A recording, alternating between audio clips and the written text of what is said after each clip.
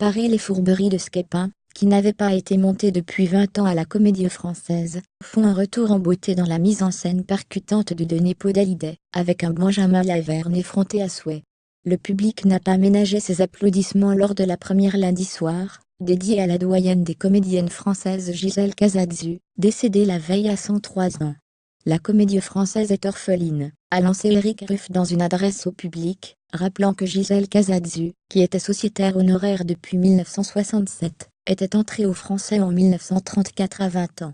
La maison de Molière aura, une nouvelle fois mérité son nom lundi, portant haut la parole du grand dramaturge, avec cette diction fluide, qui fait oublier que le texte a été créé en 1671 au Palais Royal, actuelle Comédie Française.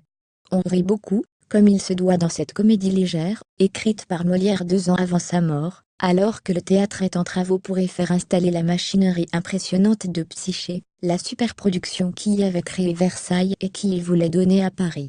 Pièce courte en 3 actes, ponctuée chacun d'un sifflet retentissant de Benjamin Laverne, les 2 doigts dans la bouche. Scapin doit beaucoup à Tiberio Fiorii, le grand Scaramouche au passé de brigand, qui partageait le théâtre du Palais Royal avec Molière. Comme Scaramouche, le valet de Molière a eu maille à partir avec la justice, et ne répugne ni aux combines, et ni aux menus larcins.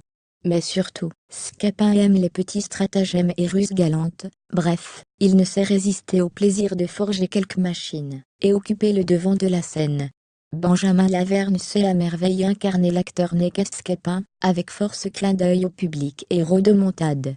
Mais la pièce, pour drôle qu'elle soit, est aussi cruelle. Scapin va trop loin, le rire se fige devant les tortures qu'il inflige au vieux Géronte, et lorsque le vieil homme se balance, dans son sac au-dessus du public, celui-ci éprouve quel compte à être complice de ses forfaits. Lorsque Géronte, formidable Didier Sandre, entend Zerbinette raconter en riant la farce dont il est victime, et se voit enfin à travers les yeux de la jeune fille telle qui est, vieux Grigou ridicule, on ne peut s'empêcher d'éprouver de la pitié. La pièce reçut un accueil mitigé à sa création. Boileau y voyait une œuvre mineure, loin du style du misanthrope.